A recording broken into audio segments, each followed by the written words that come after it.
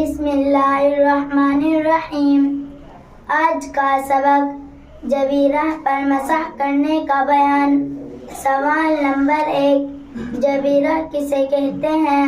جواب نمبر 1، جبیرہ وہ لکڑی ہے جو ٹوٹی ہڈی درست کرنے کے لیے باندھی جاتی ہے، مگر یہاں جبیرہ سے وہ لکڑی یا زخم کی پٹی یا مرہم کا پھایا جو کچھ بھی ہو مراد ہے۔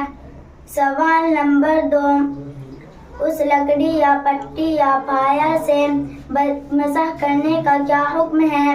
جواب نمبر 2، اگر اس لکڑی یا پٹی کا کھولنا اور پھائے کا اکھاڑنا نقصان پہنچائے یا سخت تکلیف ہوتی ہو تو اس لکڑی اور پٹی اور پھایا پر مسح کر لینا جائز ہے۔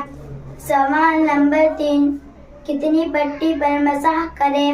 جواب نمبر 3، ساری پٹی پر مسح کرنا جائز چاہے خواہ اس کے نیچے زخم ہو یا نہ ہو۔ سوال نمبر 4،